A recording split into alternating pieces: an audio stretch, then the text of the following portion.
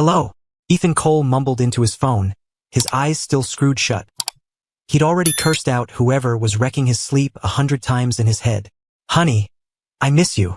The familiar voice jolted Ethan awake. He pulled the phone away from his ear, squinting at the screen to confirm the number. Once he was sure, he sighed, the sound heavy with resignation. You've been drinking again, haven't you? Just a little. I'll have Olivia come pick you up. No, I don't want her. I want you to come get me, honey.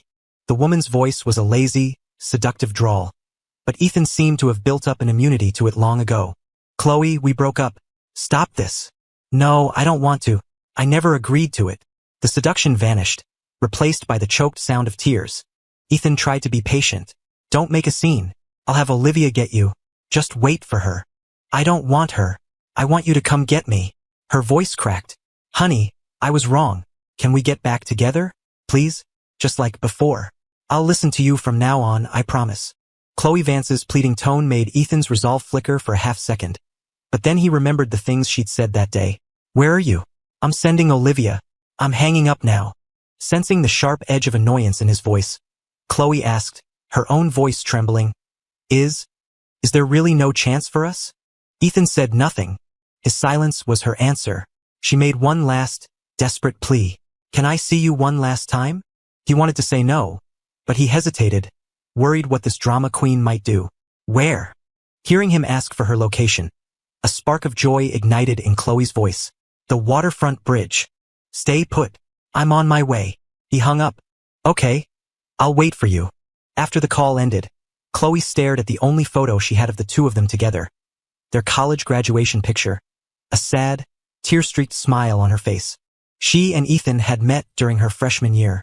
She was getting boba tea with friends when he'd walked up and asked for her number.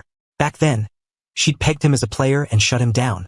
But after that, he started appearing everywhere she went. It got so annoying that Chloe finally relented and gave him her contact info. From that day on, Ethan was a constant presence, like a devoted puppy.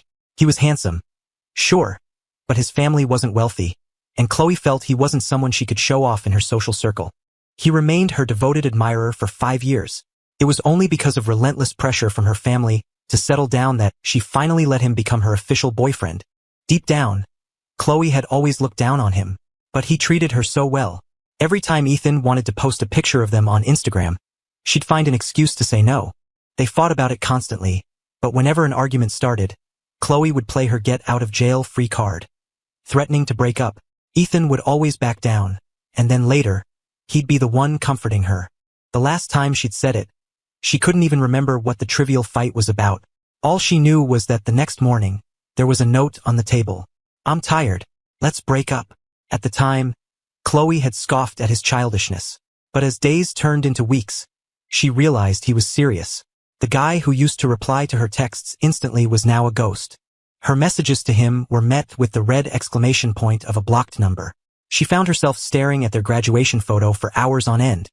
The only picture she had of him, her best friend, Olivia, felt sorry for her and managed to get Ethan's new number from one of his friends.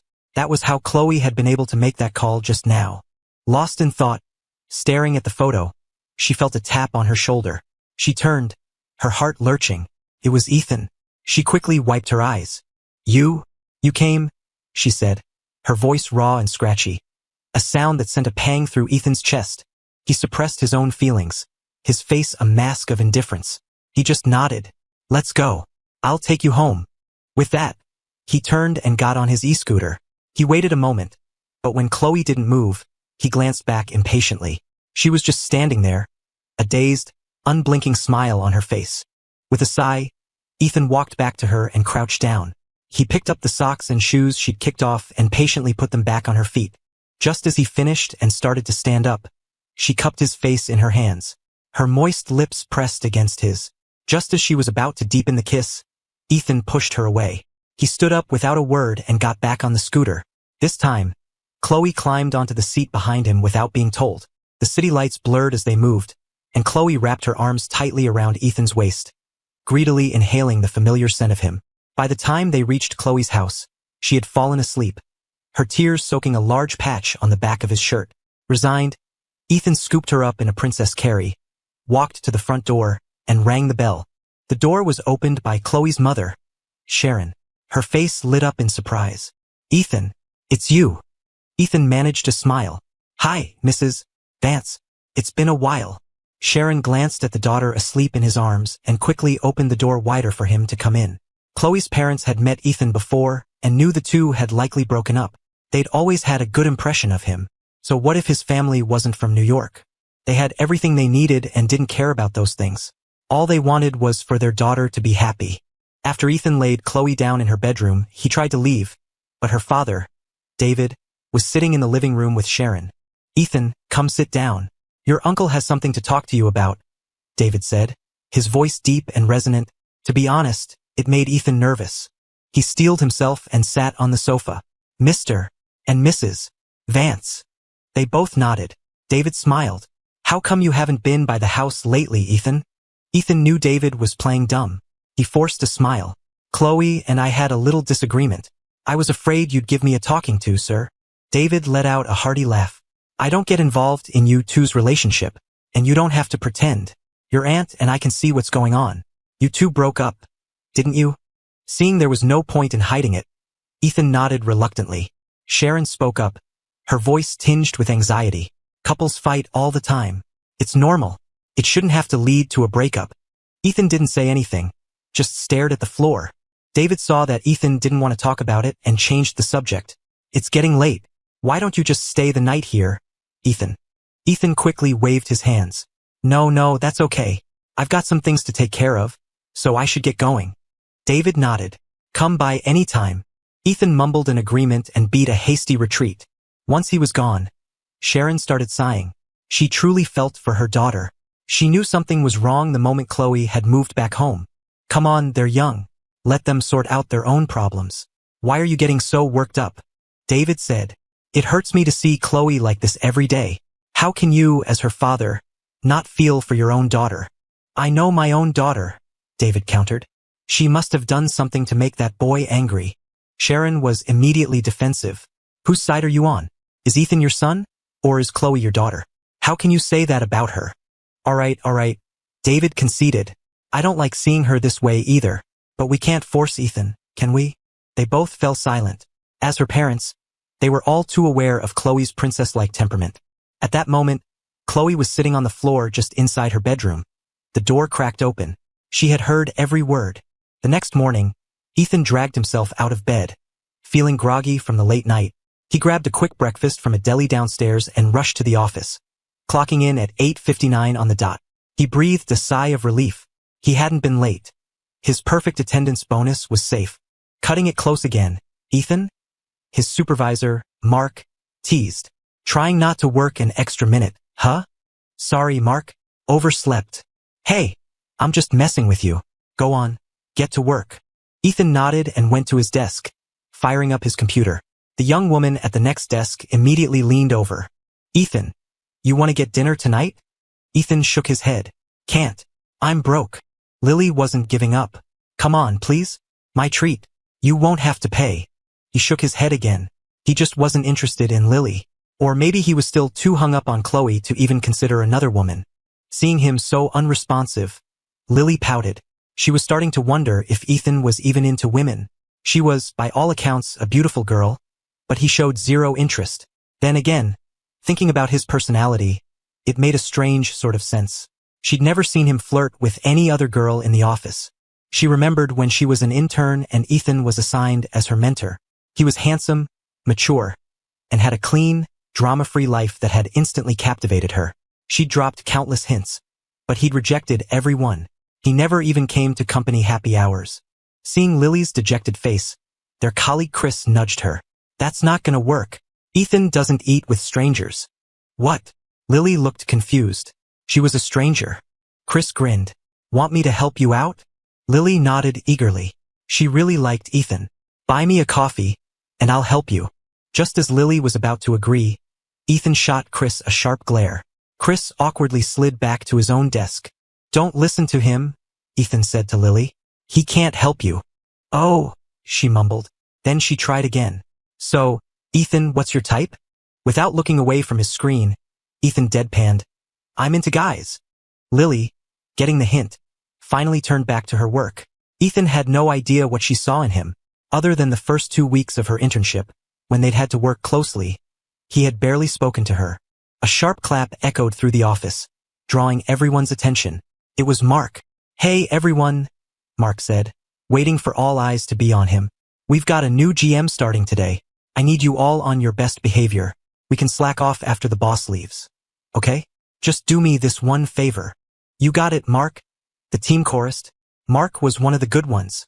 He was easygoing and would often cover for his team when they messed up, so he had everyone's respect. A moment after he left, the office started buzzing.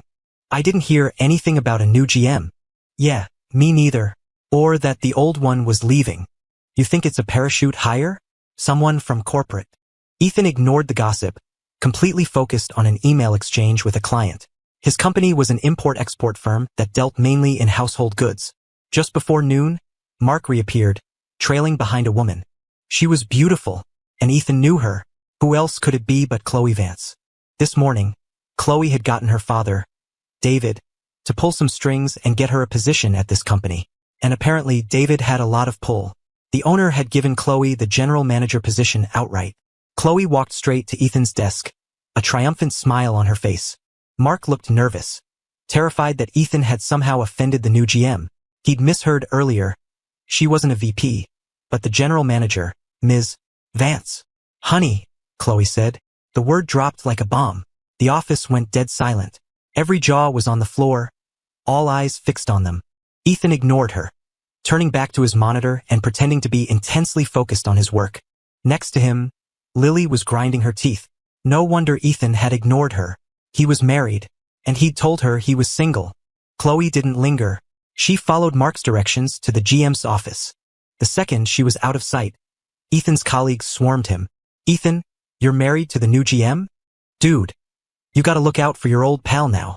Ethan, you're the man." Ethan tried to explain. "I don't know her. She's crazy." His colleagues were about to press him for more when they saw Mark walking back. They scrambled back to their desks. "Ethan, what's the deal?" Mark asked, his curiosity piqued. "Why did Ms. Vance call you honey? I thought you were single." Ethan repeated his defense, exhausted. "I don't know her. She's crazy." Seeing that Ethan wouldn't talk, Mark didn't push it. Once Mark was gone, Lily leaned over again, her eyes red and welling up. "Ethan, you lied to me. You're married." Ethan felt helpless. He'd rejected this girl so many times, but it was like she didn't understand the word no. He just shook his head, not dignifying her with a response. Seeing him ignore her, Lily glared fiercely at the GM's office door. "He's mine," she thought. "You're not stealing him from me, you old hag."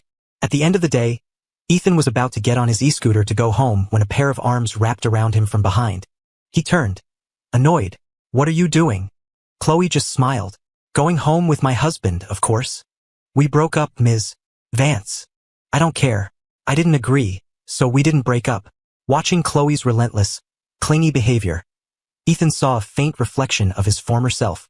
He tried to reason with her patiently. "Stop it, Chloe. I'm not good enough for you.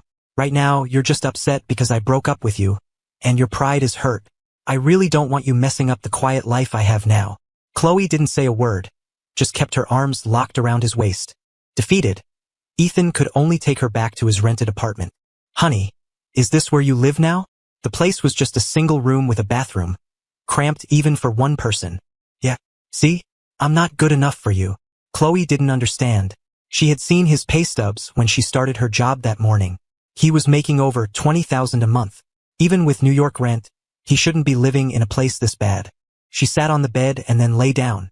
Ethan ignored her and carried a pile of dirty laundry into the bathroom to wash. Chloe watched him, a strange fantasy playing out in her mind. Her and Ethan, with a baby, and him standing there washing dirty diapers. A goofy grin spread across her face. Ethan frowned at her lovesick expression. "When are you going home?" Chloe took off her jacket and burrowed under the covers. "This is my home." Just as Ethan was about to argue, his phone rang. Seeing it was his mom, he quickly wiped his hands and answered. "Mom, what's up?" Maria's voice sounded tired. "Son, do you have any money? The doctor just prescribed some more medicine." Yes, I do," Ethan said quickly. "I'll send it over right away." "Son, this has been so hard on you. He heard his mother start to cry. He rushed to comfort her. "It's okay, Mom. What did the doctor say? When can Dad come home?" Maria wiped her tears. "Soon. He just has a 1-week observation period left. If everything's fine, he can be discharged." "That's great. Mom, you take care of Dad. I'll take some time off and come back for a visit." "Okay." After hanging up, Ethan immediately called Mark. "Hey, Mark, can I borrow some money?" "How much?" $3,000. Mark didn't hesitate. "I'll Venmo it to you. Pay me back when you can. No rush." "Thanks, man. We're friends. Don't mention it." Chloe, who had been watching, asked, "Your dad's in the hospital?" Ethan nodded. "If you needed money, you should have asked me. I can give it to you. Why would you borrow from someone else?" Ethan gave a bitter smile. "It's fine. I've got it." Unsatisfied, Chloe pressed on. "When are you going back home?" "I'll go with you." Ethan finished hanging the wet clothes to dry, still ignoring her. Knock, knock, knock. A knock at the door was followed by a muffled DoorDash. "Just leave it at the door, thanks," Ethan called out. He finished hanging the last shirt and went to get the food. The moment he was out the door, Chloe snatched his phone from the table. She found the contact recently saved as Mom and dialed. "Hello? Son, what is it?" "Hi, Mrs. Cole. This is Ethan's girlfriend. We're going to come see you in a few days." Maria's voice filled with surprise. "Oh, you must be Chloe." Chloe was stunned. She hadn't expected Ethan's mother to even know she existed. "Yes, ma'am. I'm Chloe." Ethan walked back in with the takeout and saw Chloe on the phone with his mother. He lunged to grab it, but he heard his mom's voice through the speaker. "Is that Ethan with you?" Chloe quickly replied, "Yes, he is. He doesn't want me to come see you too. He's being mean to me." Maria was instantly upset. "Ethan, how can you treat a girl like that? You?" Before she could continue, Ethan cut in. "Mom, I've got something going on here. I'll call you back later." He hung up and was met with Chloe's smug, triumphant expression. "Honey, the password is still my birthday. You still think about me, don't you?" Ethan didn't bother to explain. He turned, opened the container of takeout, and started eating. Seeing him ignore her, Chloe got off the bed, crept up behind him, and wrapped her arms around his neck. She whispered tenderly in his ear, "Honey, I'll never say we should break up again. Please, forgive me this one time. I really know I was wrong." Ethan still didn't respond, forcing himself to remain calm and focus on his food. When he was nearly finished, he said, "Get up. I'm going out." Chloe's temper flared. She'd laid herself this bare, and he was still ignoring her. "Ethan, what do you want from me?" He turned and looked at her, his own anger rising. "We are broken up. Please, stop interfering in my life." "Thank you." Ethan grabbed his jacket and walked out. Watching him leave, tears streamed down Chloe's face. He had changed. The old Ethan would never have spoken to her so harshly. That tone was reserved for other people, never for her. She collapsed back onto the bed, hugging the comforter and sobbing, mumbling to herself over and over, "He doesn't want me anymore. He doesn't want me." Downstairs, Ethan bought a pack of cigarettes. He hadn't smoked in a long time. The nicotine numbed his nerves. In the time he'd been away from Chloe, he had thought things through very clearly. They weren't right for each other. They were from different worlds. And right now, he couldn't figure her out. He suspected this was just her princess-like pride acting up. She couldn't stand being dumped by a poor guy like him. She was faking this reconciliation just so she could be the one to dump him later and get her pride back. After 2 cigarettes, he went back up to the apartment. Chloe was asleep, tear tracks still wet on her cheeks. A sharp pain pierced Ethan's heart. This was the girl he had loved for 6 years, his first love. How could he possibly act like he didn't care? He reached out and gently wiped the tears from her eyes, his gaze lingering on her beautiful face. "I can't go back to how tired I was before," he thought. "I'm afraid I can't handle it." He pulled the covers over her, then took out his phone and booked a bus ticket home for the next day. After packing a small bag, Ethan closed the door behind him and took a cab to the bus terminal. When Chloe woke up, Ethan still hadn't returned. She found his number on her phone and dialed. Beep, beep, beep. "The number you have dialed is no longer in service." She tried again, refusing to believe it. The same automated message. Ethan, where are you? Where are you?" Chloe hugged her knees and began to cry again. After a long time, she numbly called her best friend, Olivia. "Livy, Ethan's gone." "Wah." He doesn't want me anymore. Olivia's heart ached for her. Chloe, don't cry. You found him once, right? Just follow him. Wherever he is, you go there. But I don't know where he is now. He blocked my number. What? No way. Olivia was at a loss. Everyone used to be so jealous of Chloe. Ethan was handsome and completely devoted to her. Besides his family's financial situation, he was perfect. Their friends often teased Chloe, but she never seemed to care about Ethan's feelings back then. Everyone assumed she was just playing around with him. But after he left, Chloe's grief was clearly not an act. Chloe, hold on. I'll ask his friend from back home where his family lives. You go to his house. I refuse to believe this. Olivia was getting angry now, too. Her best friend, Chloe Vance, had never been treated this way in her life. Okay, Livy, thank you. The next day, Ethan arrived in his hometown of Lakewood, Ohio. He went straight to the hospital where his father was staying. In the room, Robert Cole was already looking much better. Dad, how are you feeling? Robert smiled. I'm fine, don't you worry. It's just the same old problem. Maria shot him a look. I tell you not to drink, but you never listen. Yeah, Dad, you should drink less. All right, I'll cut back, Robert said. Hey, your mother told me your girlfriend was coming to visit. Where is she? He even craned his neck to look behind Ethan. Just as Ethan was about to explain, a girl burst into the room. It was Chloe. She stared daggers at Ethan. Why did you block my number? Why? What's going on here? Robert could see something was very wrong between them. Dad, we have something to discuss outside. Ethan grabbed Chloe's arm and pulled her out of the hospital. How did you find me? Chloe didn't answer his question. Why did you block me, Ethan? What is it you want? We're not a good fit. I'm not good enough for you. I say you are, so you are. Ethan laughed, but it was a strained, painful sound. I don't have time to play these games with you anymore. I want to get married and settle down. Your Highness, please, just let me go. Chloe reached into her purse and pulled out a folded document. Her birth certificate. Ethan, let's go to City Hall and get married right now. I'm not playing with you. I, Chloe Vance, am in love with you. With that, she threw herself into his arms. Ethan, can you please love me again? I'm so scared of losing you. Her voice was muffled against his chest, her body shaking with sobs. I'm so scared. Yesterday, I honestly thought about dying. I thought I would never see you again. Ethan's hand slowly, hesitantly, came to rest on her back. Then you have to promise me you'll never say we should break up again.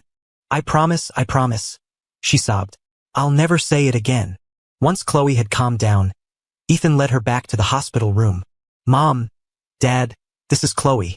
Oh my, so this is Chloe. She's so beautiful. Maria rushed over and took Chloe's hand, then noticed her red, swollen eyes. She immediately slapped Ethan on the arm. You little brat. You made this poor girl cry again. Chloe quickly defended him. Mrs. Cole. No, it wasn't him. I was just so emotional. After 4 or 5 days in Lakewood, Ethan and Chloe returned to New York. When Sharon saw Ethan holding her daughter's hand as they walked in, her face bloomed into a wide smile. Ethan, you're back. Hi, Mrs. Vance. Mom. Come in. I'll go make dinner. At the dinner table, David was also delighted to see them back together. Ethan, your aunt and I have always been very fond of you. When should our families meet? Sir, once my dad is out of the hospital, I'll have him come for a visit. Your dad's been in the hospital? Oh, we can't have him travel. We'll go to your hometown. That's no problem. Ethan looked embarrassed. Sir, my family, our situation isn't the best. David immediately waved his hand. Ethan, we only have one daughter. After you two get married, everything we have will be yours. I only have one condition. You can never let Chloe down. I promise, Ethan said, his voice firm and serious. The next day, Ethan and Chloe went to work together, her arms wrapped around his waist on the e-scooter. When Lily saw their intimate arrival, a wave of jealousy washed over her. She marched up to them. Ethan, you too. You? Chloe could see that this little girl had a crush on her man. Young lady, this is my husband.